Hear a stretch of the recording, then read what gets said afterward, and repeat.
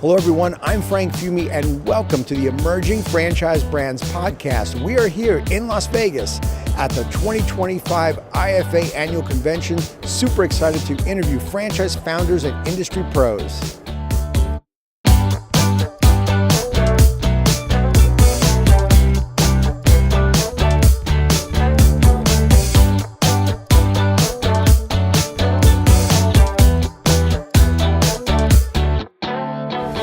Got the CEO of Fractta, Alejandro. How are you, sir? Thank you, Frank, for having me. I'm doing great. Thank you. Welcome to the show. Thanks. So tell us what Fractta is. So we're an FSO, franchise sales organization in Latin America. Okay. We're headquartered in Argentina. We have offices in most Spanish-speaking countries: Mexico, Spain, Colombia, Argentina, Chile. Yeah. Interesting. Now, you're a little bit more than an FSO, though, in these Latin American countries, right? So we do the whole thing. Yeah, so share with me, and to the audience here, it's a little bit different. Yeah, so for people to understand, Latin American countries are not regulated by the governments, so you can do franchising more easily. Okay. So for that reason, we do the franchise consulting part. We turn brands into franchise systems. Okay. Then we do the brokerage part. We find leads and connect them with investors. We draft the agreements, we do site selection. We also have a TV show called Franquicias que Crecen, okay. So where we create trust in the franchise system. And every year we give away one franchise, sponsored by the consulting firm, one bank, and one of the brands. Okay. So the winner of the show gets a franchise. Awesome. How long have you been doing this for? Over 20 years. Wow. Yeah. Okay. I was a franchisor. That's how I learned. And that's what I was going to ask. Okay, well, how did this whole thing start? When I finished college, I wanted to create a brand.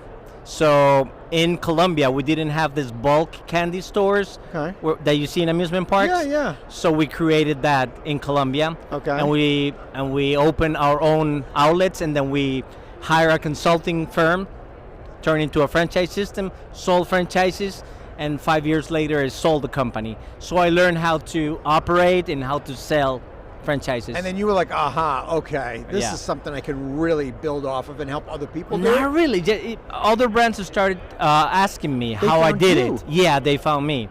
Like, hey, you had your brand, you were able to franchise, can you help us do it? And I was like, I'm going to turn that into a consulting company.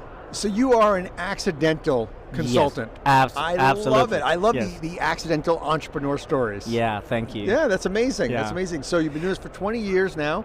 And I can say I found my life purpose because I'm helping brands expand, but I'm also helping regular people go into business by themselves. Right. With well-known brands, Sure. So it's good. Okay, now I know you can't play favorites with your clients. Yeah. But would you share with me maybe a couple of your brands that maybe the newer ones, so that we don't leave anybody out. That's okay. We have one that is very cool. It's called Brex. That stands for breakfast and eggs. Okay. So it's egg sandwiches. We're kicking off that in Florida very soon. Yeah. Oh, all right. We're very successful in Colombia. Yeah, we also have a bubble tea brand. It's called Momo Tea. Okay. It's the largest one in Latin America. Operations in Colombia and Ecuador and other countries. Okay. Yeah, and we've brought some brands to the U.S. The most popular nightlife club is called Perro Negro. Okay. Have you heard of it? I have not. Have you heard of? I haven't been in the club scene in a while. Have you heard of Bad Bunny? Yes, of course. Yeah, so Bad Bunny made a song about the club, and it exploded. And because of that, we were able to sell franchises. And now we are in Colombia, Miami, Madrid, the Middle East coming up soon. Yeah. Wow, that's crazy. All because this guy mentioned the club in one of his songs. That is incredible. Yeah. Incredible. Okay, so this is going to be a little different now going into the U.S. Yeah. Because now you're dealing with the regulations and stuff. Right. So was that one of the reasons why you wanted to come to the IFA to Yes. start forging those relationships? Yes. So this is something I convinced my partners we should do. We're the largest FSO in Latin America. So if we want to play in the big league, we need to get, legal compliance. So I'm Right. working on that. I got my CFE degree here. Congratulations. That stands for Certified Franchise Executive. Thank you. Excellent. So we have the corporation. We're recruiting brands, and we're going to bring our system to the U.S. Wow. I know we're going to add a lot of value because we focus on boutique brands. We don't focus on larger brands. Yeah. But we work exclusively with them, so they don't work with other brokers. They have to sign up with us so that we focus our effort in expanding them. I'm going to guess too, what's going to help your company is you've established the community, Latin American community, Right. the credibility. Exactly. Because when people want to franchise their concept, they have a lot of concerns and doubt, and they're not sure if they're finding the right person. But Yeah. you guys have done this in the Latin American community Over 20 years. For 20 Yeah. years, Yeah. and maybe they're familiar with you, or Yes. obviously your TV They program. probably seen the show Yeah. or social media. Yeah. Yeah. So what a great niche you guys Yeah, have. yeah. Yeah, that's awesome. Yeah, we'll make it happen. Sweet. Absolutely. Sweet. All right. Yeah. Well, look, I wish you guys all the best, continued success, and hope you guys do great here in the States. Thank you for having me, Frank. Thanks. Thanks. Thank you for tuning into the Emerging Franchise Brands podcast.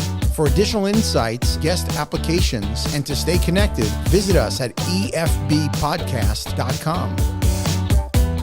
The Emerging Franchise Brands podcast is for entertainment purposes only, and the views expressed do not necessarily represent those of Emerging Franchise Brands, its host Frank Fiume, or Emerging Franchise Group LLC.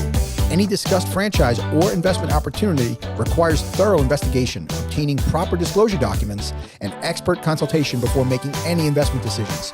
The podcast and its host do not offer professional advice or endorsements, and they hold no responsibility for actions, representations, accuracy, or consequential damages related to the podcast content.